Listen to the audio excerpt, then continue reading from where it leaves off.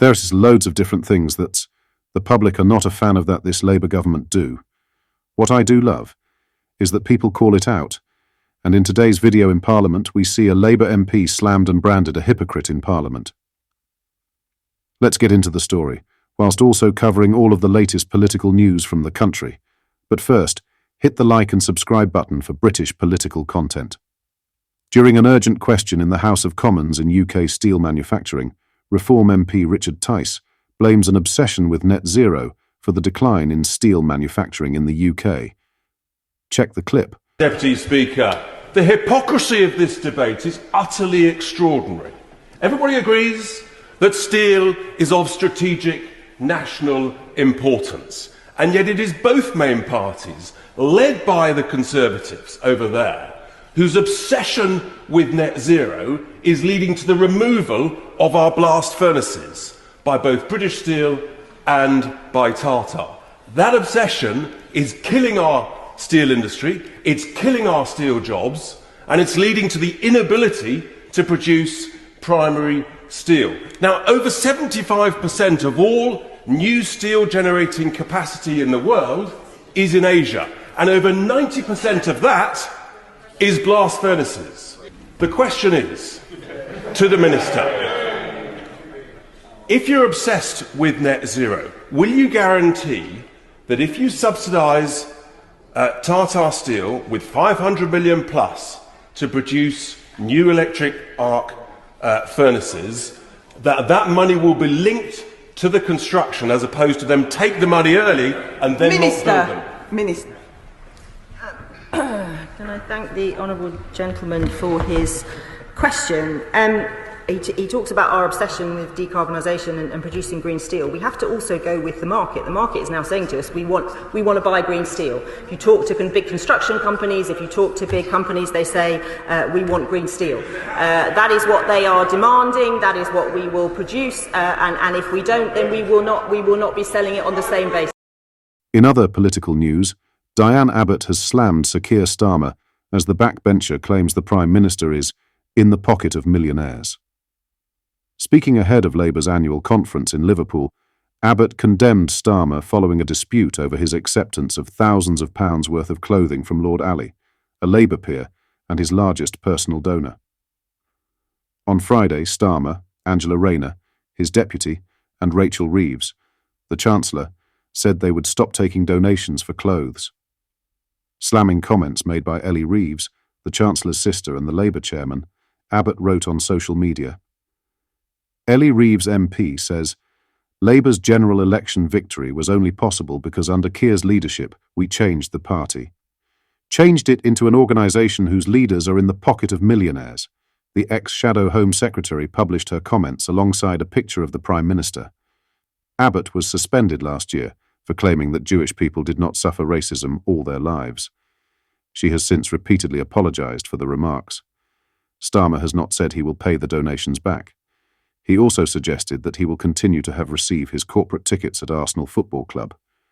Earlier this week, Reeves admitted she had been handed almost £7,500 for clothing since 2023 from a friend called Juliet Rosenfield, the widow of a Labour donor.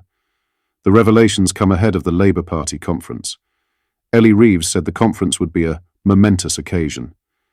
She said, "This is a time to come together and thank Labour activists for their hard work and their belief that a better future is possible, as well as to outline how Labour is already hard at work to deliver the change that people voted for." Labour has delivered a stable, united government for the first time in years. We have a long-term, mission-based approach that will tackle the country's deep-seated problems and deliver on the national renewal the country desperately needs after 14 years of Tory chaos. Change begins now. New research has found that over half of Britons want cities to have more car-free zones as people become more environmentally conscious and take part in World Car Free Day.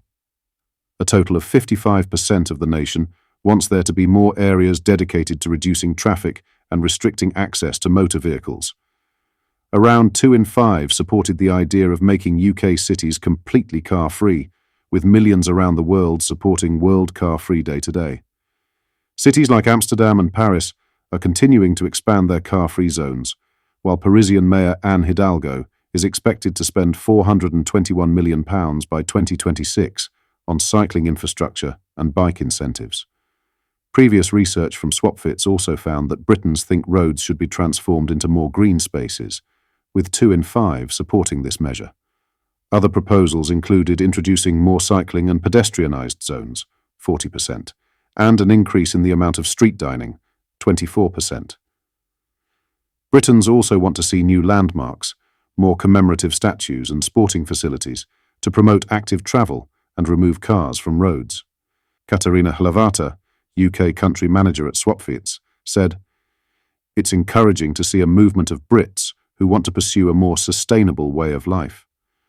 What's clear from our research is that the way we live, work, and socialise in cities is constantly evolving, and we need to change with that evolution." Through our Car-Free Day initiative and continued Cycle Squad, we want to play our part in building and fostering a community that can help fight for a positive change in the future. Cities around the world are taking part in World Car-Free Day by encouraging motorists to leave the car at home and walk or cycle instead. Events are taking place across the UK today, with Britons being offered free bus travel in Devon and encouraged to take part in the Kiddical mass bike ride on the Isle of Wight. London Mayor Sadiq Khan has taken this one step further by urging residents to reclaim the streets and swap their cars for active travel methods.